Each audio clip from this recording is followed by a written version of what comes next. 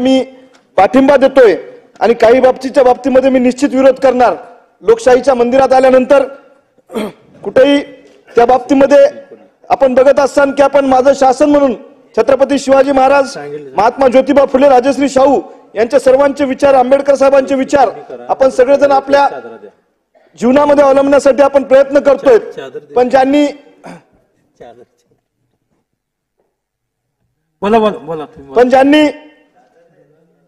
जी doctor Babasaheb आंबेडकरांनी आपल्याला संविधान दिलं त्याच्या माध्यमातून मनोज जरांगे पाटील यांनी जी आरक्षणाची मागणी केली त्या बाबतीत सरकारनं SIT त्यांच्यावर लागू केलेली आहे, ती अत्यंत चुकीची बाब आहे।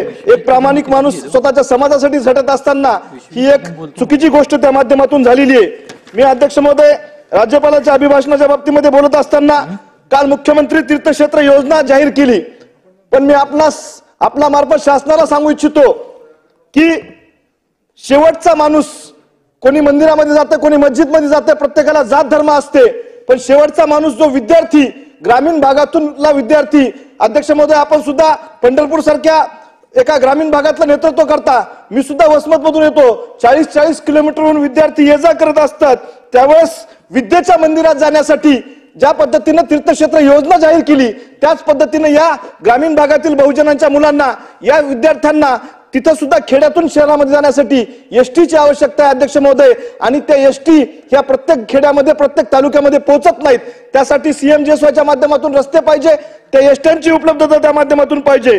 आज आपण बघत असताना की माझ्या मतदारसंघामध्ये असे कित्येक ग्रामीण भागातील खेडे आहेत, त्यांच्यापासून वसमत पासून, औंढ्यापासून बेरुळ्याला जाण्याचा रस्ता असू द्या, तिथं बसेसची उपलब्धता नाही। तालुक्यामध्ये, वसमत तालुक्यामध्ये कित्येक ठिकाणी त्या बाबतीमध्ये नाही। आज RDDSच्या माध्यमातून माझ्या मतदारसंघामध्ये 20 केंद्र मंजूर झालेत, त्यामध्ये काल मी 5 MVAचा ट्रान्सफॉर्मर मंजूर करून आणला।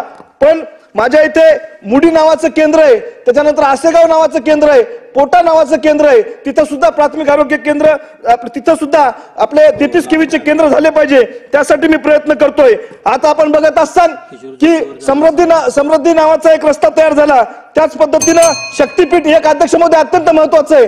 शक्तीपीठ आपण तिथं महामार्ग माझ्या आणि आमचे हंबर्डे साहेब यांच्या मतदारसंघातून जातो, खऱ्या अर्थानं शेतकऱ्याचं खूप मोठ्या प्रमाणावर नुकसान तिथं होतंय। मी आपल्या मार्फत शासनाला विनंती करतोय की या शक्तीपीठाचं काम आपण थांबवलं पाहिजे, हा रस्ता तात्काळ रद्द केला पाहिजे। शेतकरी देशोधडीला लागायचं काम त्या माध्यमातून होत आहे। ग्रामीण भागातील एकरावर आलेले शेतकरी, गुंठ्यावर आलेले शेतकरी, त्यांना पोट भरण्यासाठी जमीन नाही राहिली तर या रस्त्याचा फायदा काय होणार आहे? आज आपण सर्वांसाठी घरे म्हणतो, त्या घराच्या माध्यमातून आपण सर्वांसाठी घरे या शासन निर्णय ज्या नागरिकांचे एक अध्यक्ष महोदय अत्यंत महत्वाचा आहे। ग्रामीण भागातील लोकांचा प्रश्न आहे, ज्या माध्यमातून अतिक्रमण शासकीय गायरान जमिनीवर आहे त्यांना अतिक्रमणित जागा नियमानुसार करून देण्याची सोय शासनामार्फत करावी। ग्रामपंचायती अंतर्गत जेवढ्या जमिनी अतिक्रमण आहेत तेथे ग्रामपंचायतीने दुप्पट जागा मागलेली आहे, म्हणजे आपण एका हाताने द्यायलो आणि 2 हाताने त्या लोकांकडून घेण्याचं काम त्या माध्यमातून होत आहे। प्रत्यक्षात कुठल्याही ग्रामपंचायतीकडे अशी पर्यायी उपलब्ध नसल्याने नागरिकांना त्यांची अतिक्रमण जागा घरासाठी उपलब्ध होत नाही। त्यामुळे सर्वांसाठी घरे या शासन निर्णयातील पर्यायी जागा उपलब्ध करून देण्याची अट रद्द करावी आणि शासन निर्णय शिथिल करून सर्वांना घरकुलाची अतिक्रमणित जागा उपलब्ध करावी, ही मी तुमच्या मार्फत मागणी करतोय। तसेच अध्यक्ष महोदय एकच विषय ग्रामीण भागातला लवकर संपवा, ग्रामीण तसेच शहरी भागातील जुन्या आकर्षक परवान्याच्या बाबतीमध्ये मी बोलतोय, जे अत्यंत रोज शेतकऱ्याला तिथं तहसीलमध्ये गेल्यानंतर अडचण होते। ग्रामीण भागातील मागील काही वर्षापासून आकर्षक परवाने देण्यात आलेले आहेत। आकर्षक आदेशावर नियोजन प्राधिकारी म्हणून तहसीलदार यांच्या स्वाक्षऱ्या आहेत। सदरील आकर्षक परवाने सोबतच्या लेआउटवर सदर गावच्या ग्रामसेवकाच्या सह्या आहेत। शहरी भागातील आकर्षक परवाने सोबतच्या लेआउटवर COच्या सह्या आहेत मुख्याधिकाऱ्याच्या।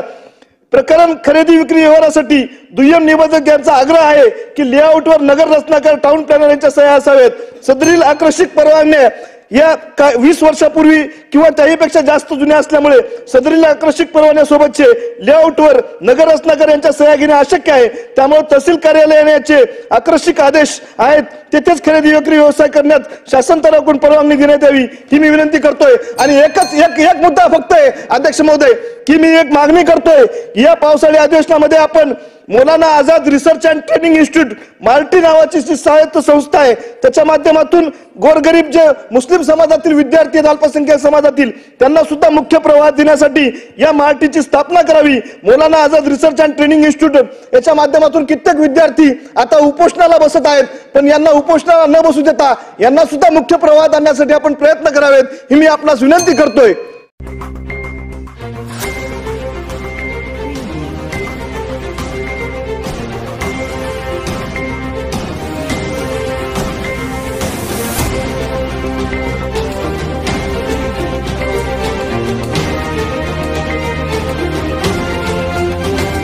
ATV न्यूज, बातमी जनकल्याणाची.